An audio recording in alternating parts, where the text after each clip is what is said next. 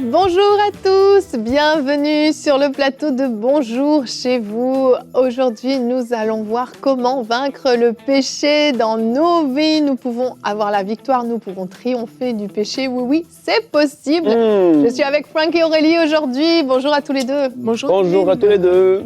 Aujourd'hui, on enchaîne notre mini-série oui. qu'on a commencé hier. Hier, on a parlé davantage de comment aider une personne qui vit dans le péché. Jérémy nous a donné des clés formidables dans la rubrique Conseil du coach. Est-ce que c'était Jeremy? Jeremy Sour Drill. Sour Drill. Sour Drill. Il y a un esprit d'anglais sur ce plateau. Jérémy était venu sur BCV. Hein. Bonjour chez vous. Eh ouais, c'était un grand moment. Ouais. C'était un grand moment. Il sera là vendredi encore avec nous, avec moi. Demain avec toi, effectivement. Et donc c'est ça, aujourd'hui, le but est vraiment de pouvoir nous-mêmes nous aider, nous venir en aide. C'est encore mieux, même si on n'a pas besoin des autres pour nous sortir du péché. On peut nous-mêmes poser des actions et changer des choses pour être capable de vaincre un péché ou le péché dans nos vies. Et Frank, tu vas nous faire une rubrique Conseil du coach tout à l'heure. Tu vas nous parler de la crainte de Dieu. En effet, c'est une rubrique Conseil du coach. Entre nous, on dit CDC. Wow. Et Toujours pas dire ce que tu vas dire. en 2023, je ne vais pas dire à l'avance mes points, Evelyne, quand même, non plus. Wow. Bon, moi, je peux vous dire qu'il va nous dire à quoi sert la crainte de Dieu dans la vie du croyant. C'est un bon début. Même le Ah, thème, c'est tu le ne thème, veux pas oui, le c'est vrai, dire. je l'avais oublié. Il est terrible. Il est terrible. Mais c'est sur la crainte de Dieu. Voilà. Un thème très important. En fait, moi, je vais commencer à croire que tu sais pas à l'avance ce que tu vas dire et que dans tes rubriques, tu te laisses conduire par le Saint-Esprit au moment où il remplit ta bouche. Alors, j'ai des notes quand même, comme Mais je oui. dis depuis plusieurs années maintenant. Je sais très bien que tu t'es préparé et ça va être excellent, j'en suis convaincue. C'est extrêmement important de savoir l'utilité de la crainte de Dieu pour savoir pourquoi il faut l'entretenir et la développer. Mais pour l'instant, on va voir donc comment vaincre le péché dans nos vies avec la pensée du jour.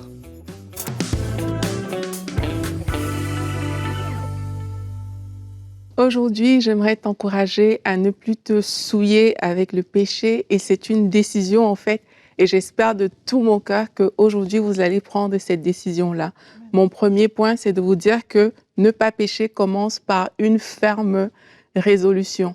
Et on va lire ensemble dans Daniel, au chapitre 1, à partir du verset 8. On dit « Daniel résolut de ne pas se souiller par les mets du roi et par le vin dont le roi buvait, et il pria le chef des eunuques de ne pas l'obliger à se souiller. Dieu fit trouver à Daniel faveur et grâce devant le chef des eunuques. » Et même pour aller plus loin, on voit au verset 12 que Daniel a fait une proposition à ce chef-là. Il a dit « Éprouve tes serviteurs pendant 10 jours et qu'on nous donne des légumes à manger et de l'eau à boire. » Et la Bible nous dit « Il leur accorda ce qu'ils demandaient et les éprouva pendant 10 jours. Au bout des 10 jours, ils avaient meilleur visage et plus d'embonpoint que tous les jeunes gens qui mangeaient les mets du roi. » On voit par la suite que le Seigneur a béni ces jeunes gens en leur accordant également une grande sagesse et de l'intelligence. Dans cette histoire, Daniel et ses amis ont résolu de ne pas se souiller. Et j'aimerais vous dire que Daniel n'était pas différent de vous et de moi. C'est juste qu'ils ont pris une ferme décision. Ils ont décidé, non, je ne me souillerai pas avec les mets du roi. Et aujourd'hui, toi aussi, tu peux dire, je ne me souillerai pas avec ce péché-là. Trop souvent, on se dit, je suis dans une position inconfortable, c'est à cause de ci, c'est à cause de ça que je suis tombée dans ce péché-là. Mais la réalité, c'est qu'il ne faut pas laisser une position inconfortable te faire te souiller en fait. Daniel et ses compagnons étaient des esclaves là où ils étaient. Ça veut dire qu'eux-mêmes, ils n'étaient pas du tout confortables. Mais la décision de ne pas se souiller, qu'est-ce que ça impliquait? Ça impliquait qu'ils sont allés voir le chef des eunuques pour dire permet qu'on puisse jeûner pendant 10 jours. Ils ont fait des propositions dans le but de ne pas se souiller. Mais trop souvent, on est là, peut-être dans votre cercle d'amis, par rapport aux gens qui vous entourent, vous êtes là et dès que vous vous retrouvez dans une position, on va dire, d'inconfort, mais là, on tombe dans le péché et on dit « Ah, mais c'est à cause de ci, c'est à cause de ça ». Donc, ne laissons pas les causes extérieures devenir des occasions de chute pour nous. Au contraire, ayons le courage et la force de dire non au péché. Dans cette histoire, ils ont dit non au mets du roi, ils ont dit non à la proposition, ils ont eu la force de faire une proposition à l'intendant pour ne pas se souiller. Et ils ont même eu la force de relever des défis comme celui de jeûner pendant 10 jours. Et on voit qu'il y a eu une inclinaison des cœurs en leur faveur. Chaque fois que vous vous positionnez pour Jésus-Christ, pour ne pas vous souiller, sachez qu'il y a une inclinaison aussi que le Seigneur fait comme ça en votre faveur. La Bible nous dit que le salaire du péché, c'est la mort. Chaque fois qu'on s'ouvre au péché, il y a des conséquences. Ça peut être la mort dans des activités, la mort dans des projets, et plus grave encore, ça peut conduire à la mort éternelle, mais ce n'est pas ce que le Seigneur veut pour nous, ce n'est pas ce que le Seigneur veut pour vous. Yes, amen. Merci Aurélie. On va regarder tout de suite notre verset du jour, Genèse 4 au verset 7. Certainement, si tu agis bien, tu relèveras ton visage. Et si tu agis mal, le péché se couche à ta porte et ses désirs se portent vers toi. Mais toi, domine sur lui. C'est un extrait qui est donc cité de cette histoire de Caïn et Abel. On sait la décision qu'a pris Caïn. Il n'a pas résisté, il n'a pas dominé sur le péché. Mais en fait, ce que j'aime vraiment dans ce verset, c'est qu'on a vraiment les conséquences de ce qui est bon et les conséquences de ce qui est mauvais. Quand tu fais ce qui est mal, eh bien, inévitablement, en fait, tu as ouvert la porte au péché dans ta vie. Tu as ouvert la porte à une déferlante de tout ce qui va venir avec. Généralement, quand tu pèches et que tu te repens pas, que tu prends pas de décision pour arrêter, c'est comme si c'était juste le début. Là, on dit jamais 203, mais j'ai l'impression qu'avec le péché, c'est la même chose. Il y a une porte qui est ouverte et qui continue. Mais si tu prends la décision ferme de dominer sur le péché, tu décides de résister, tu fais ce qui est bien, la porte au péché reste fermée en fait. Et petit à petit, même la tentation de péché va diminuer. À un moment donné, si tu résistes, ça va devenir de plus en plus facile, et finalement, ça va lâcher. Dans Jacques, on peut lire soumettez-vous à Dieu, résistez au diable, et il fuira loin de vous.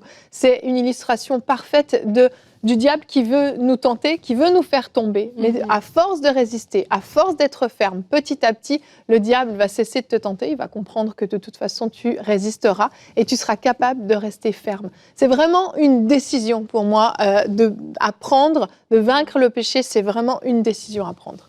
Ouais, c'est aussi pour moi le fait de vivre une vie libre du péché. En tout cas, l'apôtre Jean en parle.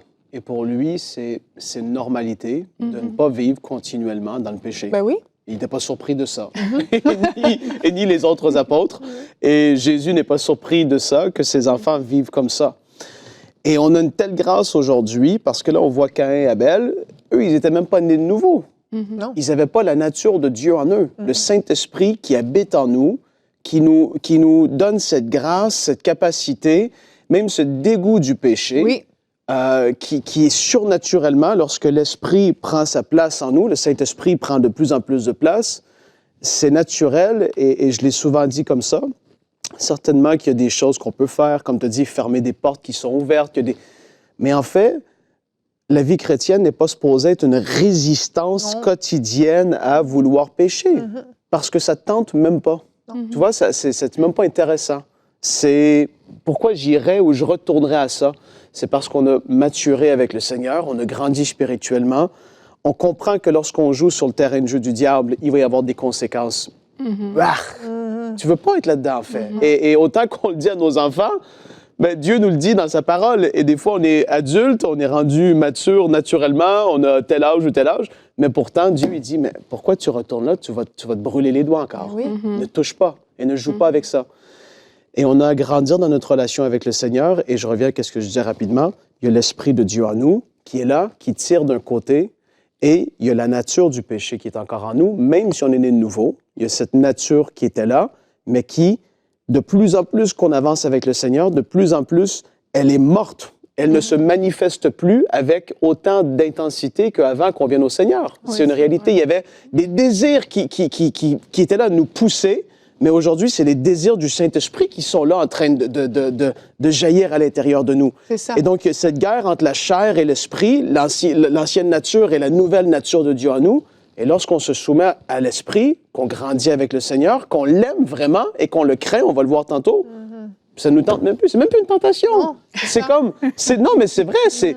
Mais va-t'en, fous le camp, dégage, je veux pas t'avoir là. Ça, c'est vrai ce que tu dis. Et on va voir que beaucoup de personnes ont du mal à dire va-t'en et dégage. Et c'est souvent à ce niveau-là où ça coince en fait. Mais c'est parce que déjà, on n'est pas souvent conscient de la seigneurie de Dieu. Hein. Et je pense que tu parlais des conséquences aussi tout à l'heure. On n'est pas souvent conscient de toutes les conséquences parce qu'on a posé des actes, mais comme Dieu est bon, il est miséricordieux, comment dire ça? Ça t'a pas frappé sur le coup, quoi. Donc, du coup, tu ne le réalises pas et tu penses que tu peux te complaire encore là-dedans. Et du coup, plusieurs personnes ont arrêté de dire non à des choses auxquelles ils devaient dire non. Plusieurs ont arrêté de dire non à leur propre chair. Ils ont arrêté, mais la vie chrétienne, c'est cette vie où on dit non à certaines choses, en fait. Et ça, c'est quelque chose qu'on veut vous encourager à faire. Apprenez à dire non au péché, quelles que soient les raisons valables, légitimes qui peuvent s'opposer. La Bible dit en fait que l'homme est tenté par sa propre convoitise. Ça veut dire qu'il y a des choses, comme Frank a dit, à l'intérieur de chacun de nous. Et si tu reconnais que peut-être, toi, à ton niveau, il est plus facile pour toi d'être tenté, je ne sais pas, par des excès, on va dire, de manger, par exemple, si tu reconnais que ta chair est plus attirée dans ces choses-là, mais ne te mets pas dans des positions où tu seras tenté par ces choses-là. Il faut commencer à prendre aussi des décisions. Poser des actions. C'est ça, poser des actions qui vont te permettre de ne plus te retrouver chaque fois dans cette circonstance-là. Tu sais que quand tu es avec ces amis-là, ils te conduisent toujours à mal parler, à critiquer ou à faire des choses comme ça. Ne va plus avec eux. Et c'est ça, dire non. C'est vraiment dire, pour telle raison, je n'irai pas avec vous, pas parce que je vous déteste ou que je vous aime pas, parce que je ne veux pas marcher dans le péché. Ouais. Et en faisant ça, mais tu es en train de choisir Dieu, tout simplement, tu es en train de te soumettre à lui, comme on a dit, et Satan aura du mal à trouver un terrain vers lequel il va t'atteindre de façon aussi directe. Il aura du mal à trouver ce terrain. Mais si chaque fois, dès qu'un de tes amis te parle, directement, ton cœur, il est comme oui, et puis tu finis par flancher, ça ne fonctionnera pas. Et je veux dire à des plus jeunes, parce que ça m'est arrivé aussi à moi, c'est normal que ton cœur flanche là. C'est normal que tu sois dans la position un peu d'inconfort où tu as quand même envie de le faire, mais tu dois pouvoir, malgré cette envie, dire « je ne le ferai pas ». La première fois, ce sera dur. Parfois, je pleurais parce que je parle en boîte de nuit avec mes amis, c'était trop dur les premières fois de dire non. Mais tu vas voir que la deuxième fois, peut-être ce sera encore un peu dur, mais à partir de la troisième, la quatrième, la cinquième, ça ne te fera plus rien du tout. Donc, accepte que ce soit peut-être un peu inconfortable au début, mais tu vas voir qu'après, ce sont des choses qui ne vont plus du tout t'affecter. Tout à fait. Il y a une chose aussi, moi, qui personnellement me stimule vraiment à résister à tout ça et à plus tomber dans le péché, c'est de me dire que je ne veux absolument pas donner de victoire au diable, mais vraiment pas. Sérieusement, à chaque fois qu'on chute, le diable se frotte les mains. C'est son objectif. C'est « oh, 1 point pour moi. Yes, elle est encore tombée. » Et ça, sérieusement, juste pour ça, j'ai plein d'autres raisons pour lesquelles je ne veux pas pécher, mais ça fait vraiment partie d'une des raisons. Je refuse de donner la moindre once de victoire, de réussite au diable dans ma vie. Il est vaincu. Jésus-Christ a tout accompli à la croix et moi, je viendrai lui accorder encore cette importance dans ma vie, mais certainement pas. Il est vaincu dans ma vie, il est vaincu sur cette terre, il est vaincu au ciel, il est vaincu et il est hors de question que je lui donne la moindre place, la moindre chance de pouvoir gagner quoi que ce soit. Et ça, c'est quelque chose vraiment qui me stimule et qui peut vous stimuler si vous en avez besoin. À qui voulez-vous donner la victoire ? Posez-vous la question dans vos vies, qui domine dans vos vies, qui règne dans vos vies, qui est le roi dans vos vies. Si vous demeurez dans le péché, si vous cédez sans arrêt au péché, celui qui domine dans vos vies, c'est le diable. Que vous le vouliez ou non, c'est une réalité. Qui domine dans vos vies, c'est une question que vous pouvez vous poser. Et Frank, on va parler maintenant avec toi de quelque chose d'extrêmement important dans le domaine justement de résister au péché, c'est la crainte de Dieu. On en parle dans la rubrique Conseil du coach.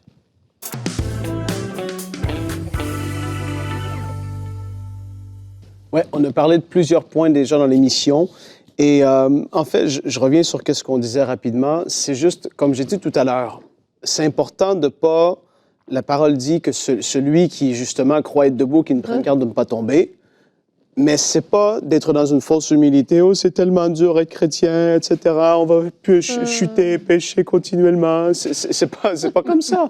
Et c'est pas prétentieux qu'on le dit. C'est juste la nature de Dieu en nous nous pousse à vivre comme des enfants de Dieu. Et si on chute, si ça arrive, ben, on a le pardon qui est là accessible. On peut se repentir, se relever et foncer. Et une des choses qui va être super importante, c'est de pouvoir grandir dans la crainte de Dieu dans nos vies parce que c'est quelque chose qui, malheureusement, va en diminuant dans la vie de plusieurs personnes qui, un jour, avaient la crainte de Dieu très, très fortement active dans leur vie. Puis là, au fur et à mesure des années, wow, une familiarité trop élevée, trop grande. Il n'y a plus cette notion de crainte de Dieu qui était là. Et justement, Jésus a dit tout simplement que si on l'aimait, on allait garder ses commandements. Ça, c'est dans Jean 14, verset 15. « Si vous m'aimez, gardez mes commandements. » Et un des commandements, et on le voit tellement, cette notion de craindre Dieu, dans toute la parole, que ce soit dans l'Ancien, dans le Nouveau, dans les Proverbes, dans les Épîtres, Jésus en parle. Partout, on retrouve cette notion de craindre Dieu. C'est quelque chose qu'on doit faire. Et là, il dit, et pourtant il met à la lumière quelque chose de tellement vrai, Jésus dit dans Matthieu 10, verset 28, « Ne redoutez pas ceux qui tuent le corps, mais qui peuvent tuer l'âme. Redoutez plutôt celui qui peut faire périr l'âme et le corps en enfer. » Il disait, ne craignez pas les hommes. Il est en train de mettre il y a deux catégories. Il y a les hommes qui peuvent détruire le corps, mais il y en a un qui peut détruire le corps et l'âme pour l'éternité. Craignez celui-là. Il est en train de mettre à la lumière ces deux camps. Et souvent, on va craindre l'opinion des hommes plus qu'on va craindre Dieu et son opinion est ce que lui pense de nous. Jésus sait que la crainte de Dieu va produire plusieurs bienfaits dans la vie de l'enfant de Dieu. Maintenant, qu'est-ce que c'est de craindre Dieu? Et là, si vous seriez là, je vous dirais, élevez la voix, qu'est-ce que c'est craindre Dieu? Parce qu'il y a toutes sortes de pensées. Et peut-être pour vous, vous avez fait, qu'est-ce que c'est craindre Dieu? Parce Avoir peur de Dieu? On a eu des notions. Oui, je fais le public. Tu fais tellement bien. Je sais. Qu'est-ce que c'est craindre Dieu? On va le voir. Je vais en parler sur 3 différents niveaux parce que de comprendre que ça apporte un bienfait, premièrement, tu dois comprendre qu'est-ce que c'est. Et j'essaie d'être efficace. Peut-être qu'un jour, je vais écrire un livre là-dessus. Yeah! Mais dans tous les cas, un jour, pas encore là, mais je construis mes notes. Premièrement, c'est de la révérence. Premièrement, c'est ça. C'est de la révérence. C'est un niveau bien plus supérieur au respect. Le respect, c'est tellement bas de gamme comparé à la révérence. La révérence que tu vas, c'est respecter Dieu, on va dire ça. Mais le respect, ben, on respecte les uns les autres, mais de la révérence, c'est tellement plus fort. Ça, et c'est dur à mettre des mots qui sont suffisamment forts quand on parle de craindre Dieu, mais la révérence en fait partie. Et ça, on peut le voir quand tu regardes le mot craindre ou crainte en hébreu ou en grec, il y a ces notions qui vont ressortir. Deuxièmement, c'est d'être frappé de stupeur. Et ça, qu'est-ce que c'est? Quel est le sens du mot stupeur? C'est quand tu réfléchis à Dieu, écoutez bien qu'est-ce que ça veut dire. C'est un extrême étonnement qui laisse sans réaction et comme paralysé. Tu penses à Dieu, tu es encore dans cette dimension où est-ce que la première fois que tu as entendu parler de lui, tu pensais à lui, tu faisais « wow ». C'est parce que tu réalises la grandeur de qui il est, de comment il est fort, de son omniprésence. Il y a un chant ébahi. Après ça, je vais arrêter. Il y a un chant ébahi dans ta présence. C'est wow. Ça fait partie de craindre Dieu. Troisièmement, c'est une sainte crainte. Pas de ton père parce qu'il est méchant, mais c'est plutôt une crainte à cause de sa grandeur et de sa puissance et de qui il est. Là, je ne peux pas aller dans trop de détails, mais c'est une crainte de ça. Tu te dis, le créateur de toutes choses, wow! Il est mon Père céleste. Et donc, tu as cette perspective, et je suis le premier. Je parle avec mon Père, avec Jésus, je les aime tellement et je leur parle comme ça. Mais il y a en moi, et je prie que ça ne cesse d'être là, il y a quand même cette perspective et cette dimension de crainte, de révérence, de respect, mais plus qui est là, même si je lui parle de tout mon cœur, en toute simplicité. Je le vois d'une façon, et le lendemain, je me rappelle, wow, là, je le vois d'une autre façon. Il y a une perspective qui n'est pas la même. Et donc ça, c'est en trois choses, qu'est-ce que c'est de craindre Dieu. On ne craint pas parce qu'il est méchant, mais plutôt à cause de sa grandeur, sa puissance, de qui il est. Il bouge un doigt, il peut faire exploser l'univers. C'est vrai, qu'est-ce que je dis? Il l'a mis en place. C'est extraordinaire, sa grandeur. Et qui est notre Dieu? Et on l'a vu en la personne de Jésus. Il est l'image du Dieu invisible. C'est extraordinaire. Et donc, dans 2 Chroniques, chapitre 5, les versets 1 à 14, j'aimerais les lire avec vous, mais je n'ai pas envoyé mes versets à l'avance pour qu'elles soient affichées. Et donc, on ne va pas le lire ensemble. Ils peuvent ouvrir leur Bible. Ils peuvent l'ouvrir. 2 Chroniques 5, versets 1 à 14. Mais qu'est-ce que je vais vous dire là? C'est les conséquences de ce passage. C'est très intéressant comme passage. C'est, en gros, c'est à ce moment-là que Salomon avait terminé la construction du temple et que l'arche du Seigneur allait rentrer dans le temple. Tous les instruments étaient là. Il y avait tout le peuple qui était rassemblé. Et là, quand tu lis ce passage, 2 Chroniques 5, versets 1 à 14, les événements ou les actions qui sont là, premièrement, ont été poussées. Et tout ce qui se fait dans ce passage, à la base, c'est à cause de la crainte de Dieu qui était présente. Quand tu le vois comme ça, c'est fort. Parce que tu te dis, Salomon, il a amené à l'aboutissement, il a complété ce que David, son père, avait reçu de Dieu. Il l'a amené à son plein potentiel. Il a exécuté à la lettre ce que Dieu avait donné à son père David de pouvoir faire pour lui, ce temple.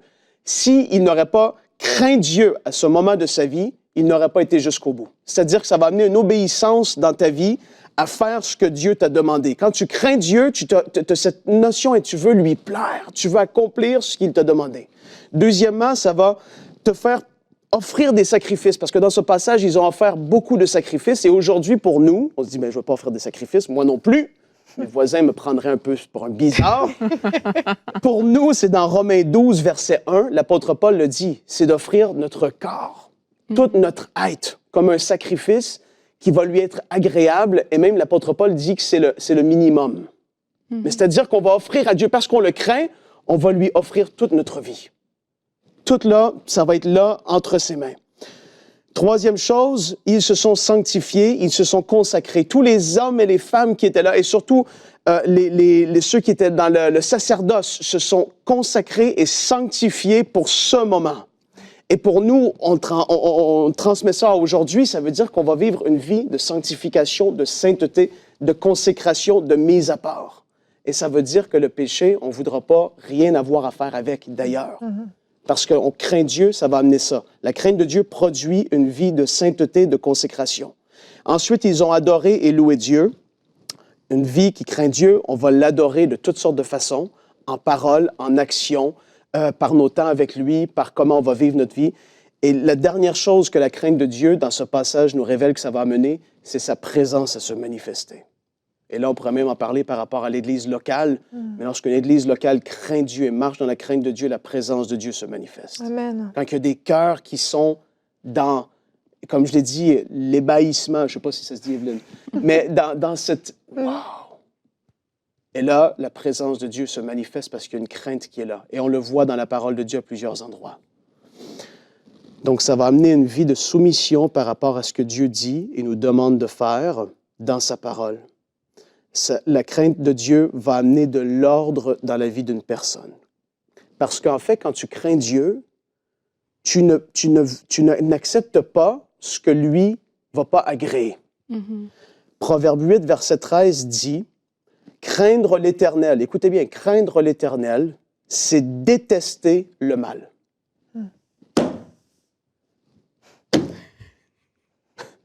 Tout est dit. Ouais. Craindre l'Éternel, c'est détester le mal. Et là, ça continue. L'arrogance, l'orgueil, la voix du mal et la bouche perverse. Voilà ce que je déteste, entre autres. Parce qu'il y a d'autres choses qui, aujourd'hui, on le sait, c'est écrit noir sur blanc, on ne devrait pas faire ces choses. Nous allons aimer ce que Dieu aime et détester ce qu'il déteste, comme il le dit dans le livre des Proverbes. C'est ce que ça va produire en nous. On ne déteste pas les hommes, les femmes, les gens, mais on n'approuve pas ce qu'ils peuvent faire ou même ce que nous, on peut faire. Dieu aime tout homme, aime toute femme, mais va désapprouver certaines choses qui peuvent être là dans leur vie. La crainte de Dieu va faire partie de notre vie, c'est un garde-fou. Parce que je crains Dieu, je ne veux même pas dépasser la limite. Parce que je sais, il m'a averti, il est un bon père, il ne veut pas que je me blesse. Parce que je crains Dieu, je ne veux pas l'attrister. Parce que je crains Dieu, je veux marcher et grandir avec lui, je veux l'aimer de plus en plus. Je vous le dis, la parole, de plus en plus que je creuse, ce thème de la crainte, tu le retrouves partout. Et c'est un passage, encore là dans les Proverbes, qui dit le commencement de la sagesse, c'est la crainte de l'Éternel. Amen. C'est extraordinaire. Quand tu crains Dieu, Dieu révèle certaines choses aussi. J'en suis convaincu. Il révèle des choses à ceux qui le craignent, qu'il ne va pas faire à d'autres. Quand on craint Dieu, on est dans le ministère, on ne dit pas n'importe quoi. Quand on craint Dieu, on est dans l'assemblée, on est dans l'église locale, une parole est donnée, on craint Dieu, on respecte son esprit et ce qu'il veut dire à son peuple, on reçoit la parole, on ne la méprise pas. Quand la crainte de Dieu n'est pas là, il y a une légèreté, il y a un mépris de la parole, il y a un mépris des dons de l'esprit. Il y a un mépris des hommes et des femmes de Dieu que Dieu a pu mettre dans nos vies. Les pasteurs, même si tu n'es pas d'accord avec eux, tu vas les honorer quand même parce que ce sont des gens qui aiment Dieu, qui servent Dieu de tout leur cœur. Parce que tu crains Dieu, tu ne vas pas tolérer que ces choses-là soient dans ta vie. Et je termine Hébreux 12, versets 28 et 29. C'est pourquoi, recevant un royaume inébranlable, montrons notre reconnaissance. Écoutez, montrons notre reconnaissance, nous tous, ses enfants, en rendant à Dieu un culte qui lui soit agréable, avec piété et avec crainte, car notre Dieu est aussi un feu dévorant. Oui. Et ça, on l'oublie. Et il y a eu le message de la bonté de Dieu, et je crois que Dieu est tellement bon. Oh, que je le crois, mais je sais aussi qu'il y a une autre facette de lui qui est un feu dévorant. Oui. Et ce mot-là, en grec, ça veut dire prudence, circonspection, discrétion, action d'éviter. On va rendre un culte à Dieu qui va être agréable avec piété et en marchant d'une façon qui va être prudente, qui va être en faisant attention parce qu'on se rappelle de qui il est et de sa force, de sa puissance qui va juger chacun de nous, non pas pour nous condamner éternellement, mais même si on est enfant de Dieu, on va passer par un jugement et il va y avoir des récompenses éternelles, des positions éternelles qui vont nous être attribuées. Quand on craint Dieu, on pense avec une perspective éternelle. Et ça va amener que dans notre vie, on ne va pas tolérer le péché. On va dire, non, je crains Dieu! Cette chose, je ne la tolère plus. Et Père, je veux prier maintenant avec Aurélie et Evelyne, que la crainte de Dieu puisse s'emparer de ton peuple, de nos vies ici sur ce plateau, parce qu'on ne veut pas croire qu'on est au-dessus de toute tentation, de toute chose que le diable voudrait pouvoir mettre devant nous, parce qu'on sait qu'il est ratoureux, qu'il va vouloir que les gens puissent tomber, chuter pour que ce soit même une occasion de salir l'Évangile. On veut prendre garde à notre cœur. On veut complètement se mettre entre tes mains et te dire, aide-nous, garde-nous, Père, s'il te plaît, on te prie. Seigneur. Que la crainte soit le partage et la part de ton peuple, de ton Église, de la francophonie et au-delà. On veut voir ce réveil. On veut voir des vies transformées. Et la crainte de Dieu doit être proclamée et prêchée. Et on veut te remercier pour ce que tu fais, Seigneur. Nous t'adorons. Seigneur. Amen. Amen. Amen. Merci, Frank. On a hâte de lire ton livre. Oui. Non, c'est un excellent thème, vraiment. Nous prions, oui, que la crainte de Dieu se développe dans vos vies et qu'elle puisse porter du fruit. Merci à tous les deux. Merci à vous d'avoir été avec nous aujourd'hui. Demain, ce sera le dernier épisode de notre mini-série sur le péché. Comment éviter le piège de la pornographie? Eh bien oui, c'est un péché qui domine énormément de personnes. On va vous donner des clés, on va vous encourager et on aura une belle rubrique « C'est mon histoire » d'un frère qui raconte comment il a été vraiment addict aux femmes et à la pornographie, mais surtout comment Dieu l'en a délivré. Un témoignage très édifiant. Alors on vous dit à demain et bonjour chez vous.